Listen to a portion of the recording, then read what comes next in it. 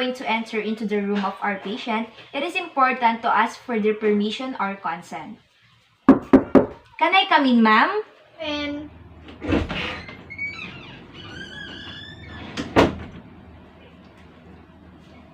Hello, ma'am. Good morning. I am Pamela Alforanda and I will be your nurse for today. good morning, nurse. May I know your name, ma'am? Easy. Okay, ma'am. So for today, I will be conducting a head-to-toe assessment. I will be assessing your appearance and mental status together with your skin, hair, nails, and the skull and face. Okay. So, ma'am, the purpose of this assessment is to see if there is any problem or any signs and symptoms of possible diseases that is related with the assessment that I will be doing. And if ever there are, ma'am, we can refer you to the experts so that you can have a proper care and treatment. And ma'am, if ever you feel uncomfortable, feel free to raise your concern, and all the informations that I'll be collecting will be secured and properly handled with the assigned medical teams. And with that, ma'am, I'll be needing your full cooperation so that I can do the assessment. Will that be okay, ma'am? Yeah, sure. Okay, ma'am, but may I excuse myself first, ma'am, because I'll be doing a hand hygiene and I'll be preparing all the materials. And I'll be back after a few minutes, ma'am. Okay. Thank you, ma'am.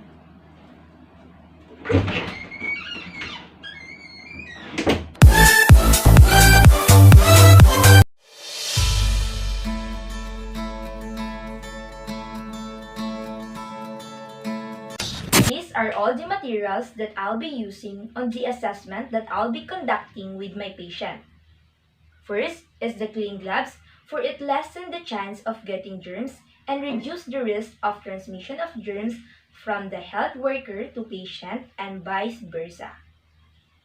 Next, I'll be using a body tape, for it will be useful in measuring the height of my patient and if there is a presence of skin edema. I'll be using also a weighing scale for the measurement of weight of my patient.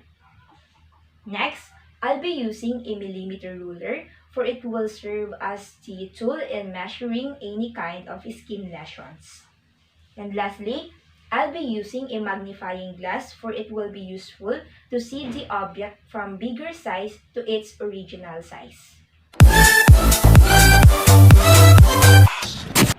Alright, so are you ready, ma'am? Yeah. Okay, so I'll be closing the curtain first for privacy purposes. Okay, alright. Okay. So, what is your full name, ma'am? Jessica Lynn M. Gloria. Okay, when is your birth date, ma'am? November 30, 2004. Okay, how are you feeling today? Good. Do you feel any pain in your back extremities? No. Alright, so I'll be asking 3 questions, ma'am, just to test your memory. Also, what is the date today, ma'am? May 5, 2021. Okay, who are your parents? Kiniwawi, C. Grolio, and Lorenda Marata Grolio. Okay, how many siblings do you have? 1. Okay, kindly stand up, ma'am, because I'll be measuring your height and together with your weight. Alright. Here, ma'am, kindly move here. Okay, 155 centimeter. So, of the weight. Okay, ma'am. Okay, 44.9 kilogram. Okay, ma'am, you can see it. Okay. So, ma'am, next I'll be checking your posture. Kindly sit. Okay, kindly stand up, ma'am. Okay, kindly walk, going to that corner and going back here.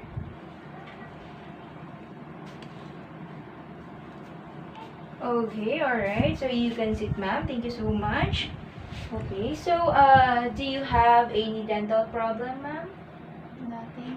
Okay, so when was the last time you visited your dentist? Last March. March. Okay, for what? For cleaning. Okay, so any family history of diabetes, tuberculosis, heart disease? Nothing. Okay, ma'am. Thank you so much for your full cooperation. So far, I haven't observed any abnormalities in your appearance and mental status. So, as a summary on the assessment of appearance and mental status that I have conducted with my patient, I haven't seen any abnormalities on the posture and facial expression of my patient because he showed a characteristic of having a good posture, such as standing straight, keeping her shoulders back, hips and knees are in a neutral position.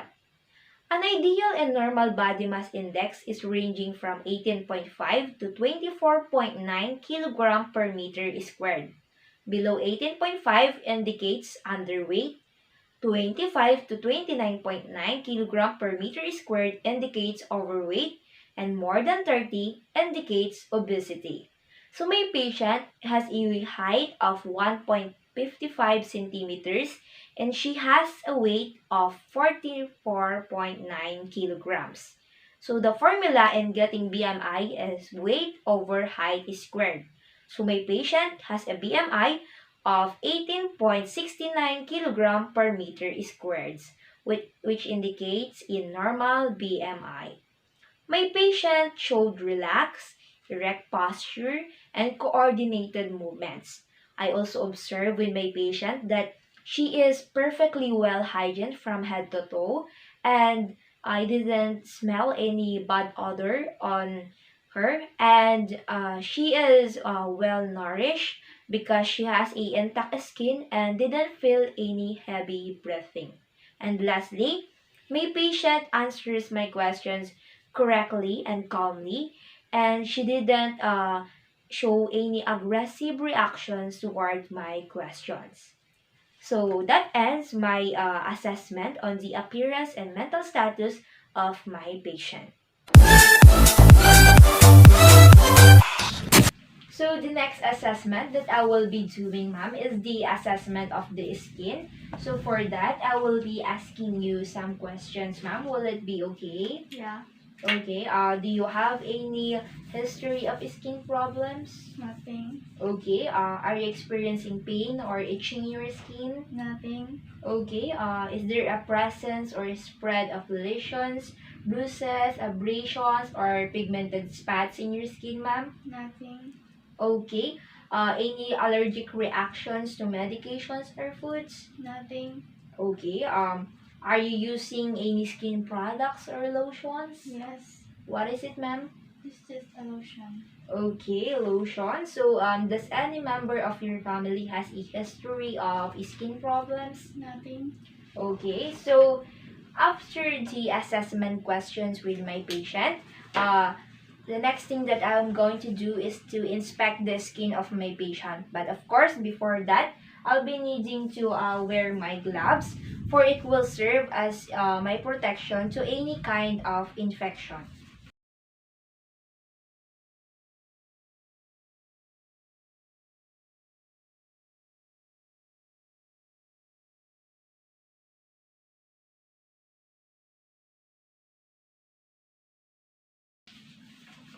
So, after I wear my gloves, ma'am, will it be okay if I'm going to touch some part of your skin? Yeah. Okay, so the first thing that we are going to inspect with our patient is of course the skin color, uniformity, and integrity. And the normal skin varies from white to pink to yellow, brown, and black. May I have your hand, ma'am? Okay. So my patient has a skin color of brown and that is normal. And while inspecting the skin of your patient, it is important to see if there is any skin variations such as cyanosis, erythema, jaundice, or pallor. Okay, so far I haven't seen any abnormalities in the skin variation of my patient. So the next thing that we are going to inspect is the if there is a present of edema. So ma'am, can you lay down? And so Yeah.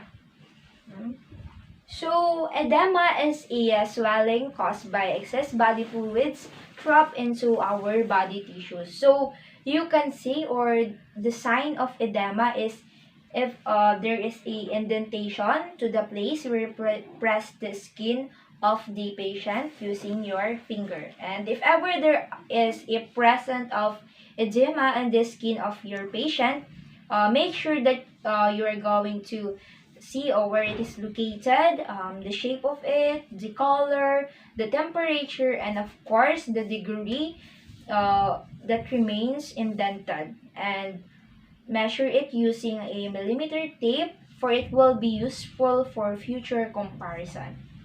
Okay. Okay. Okay. So going back to my patient, I haven't seen any signs of edema, so that's good. So the next thing that I am going to inspect is the inspect, palpate, and describe the skin lesions if present. So we're going to see. Okay. So if ever there are a present of skin lesions, uh, palpate lesions using thumb or index finger and measure it using a millimeter ruler. So in the case of my patient, I haven't seen any lesions. So the next thing that I am going to inspect to my patient is the moisture of her skin, and I'll be checking for any presence of skin folds on her unexposed areas. Kindly sit down, ma'am, please. Thank you, ma'am. May I have your hand, please?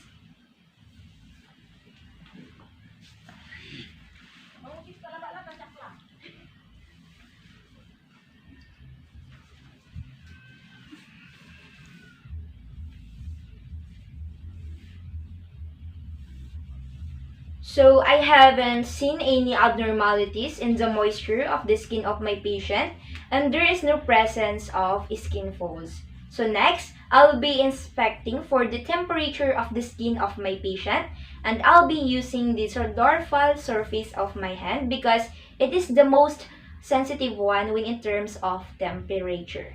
So I'll be checking first on her forehead, to be followed by her hands.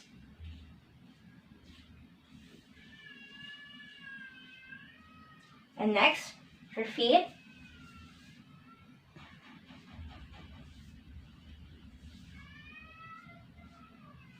Okay, so I haven't feel any abnormalities on the temperature of my patient. She has a normal body temperature, and the temperature on her forehead, hand, and feet is just a normal. So lastly, I'll be checking for the skin trigger of my patient. So I'll just need to pinch her skin under her collarbone. Okay, so you can say that a person has a mild dehydration if after you pinch her skin, it slowly returns to its normal or original position. So based on what I have observed to my patient, after I pinch her skin, it immediately returned to its normal position, which indicates that she is well hydrated. So after I perform all the inspection on her skin, I'll be removing my gloves and I'll be preparing uh, for hand hygiene, and after that, I'll be documenting all my findings. So the next assessment that I will be doing with my patient is the assessment of the hair. So I'll be asking you some questions, ma'am. Will that be okay? Yeah.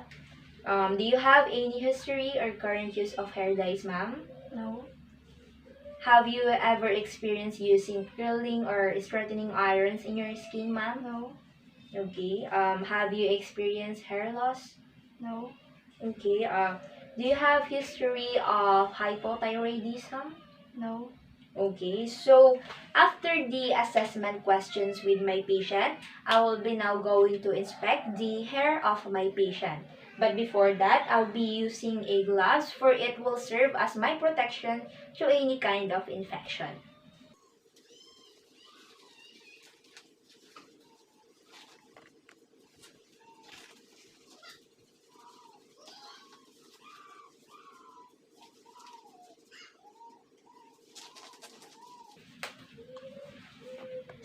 it be okay, ma'am, if I'm going to touch your hair, ma'am? Yeah. Okay, so the first thing that I'm going to inspect is the general color, overall condition, and the growth of the hair on the scalp of my patient.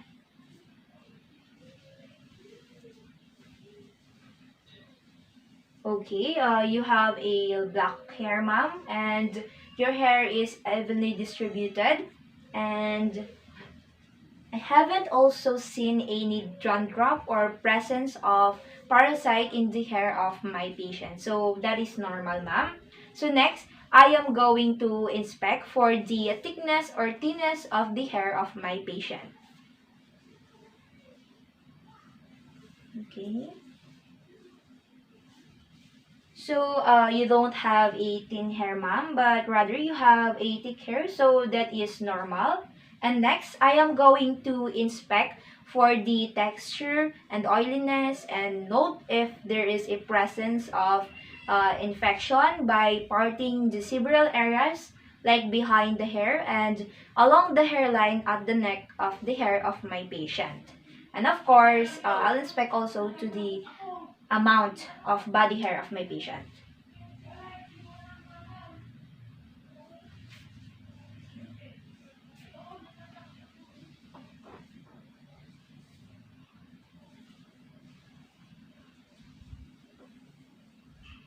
Okay, so ma'am, you have a silky hair and I haven't seen any infections and there is no presence of hirsutism. So overall, you have a good condition of hair, ma'am.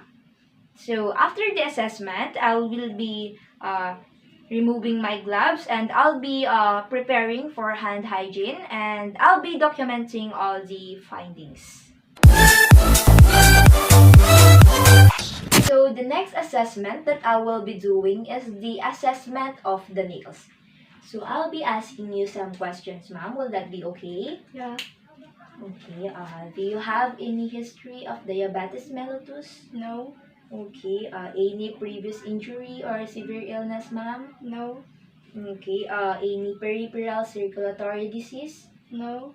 Okay. So after the assessment questions, I will be now inspecting the nails of my patient. So the first thing that I am going to inspect is the fingernail plate shape and determine the curvature and angle. And also, I will be checking for the presence of clubbing. And clubbing is a clinical feature that involves the bulging enlargement of the distal ends of the fingers or toes. May I have your hand, ma'am? So the normal shape of nail is round and the normal angle between the nail base and the skin is 160 degree. Okay, so you have a round shaped nail, ma'am. And kindly do this procedure, ma'am. Your two index finger, right? And do this one, ma'am. So this is what you call the Shamrat's technique. It is very useful for checking if there is a presence of glowing. May I see yours, ma'am? Okay, so there should be a Shamrat's window or gap between the nails. Okay, and if there is, it means it's normal. May I see yours, ma'am? Okay, there is a space or gap, and that is what you call the Shamrat's window. But if there is no space between the two nails, it means there is a presence of clubbing and it is caused by morphological change and it may indicate some serious disease. So the next thing that I am going to inspect is the fingernail and toenail texture, bed color, and the tissues surrounding the nail. May I have your hand, ma'am? Okay. How about the toenail, ma'am?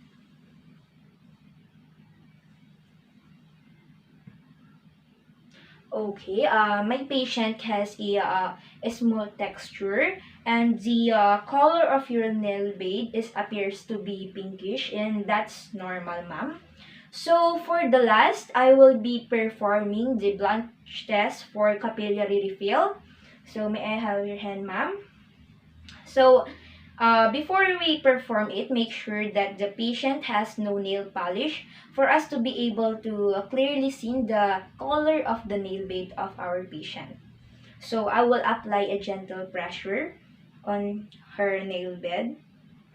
So as we can see, it turns white, and it is what you call blanching. That means the blood has been trapped from the tissue under the nail.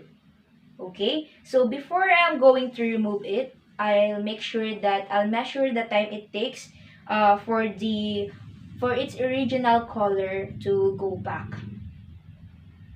Okay, so usually, or the normal time is less than 2 seconds before it turns back to its original color, which is pink.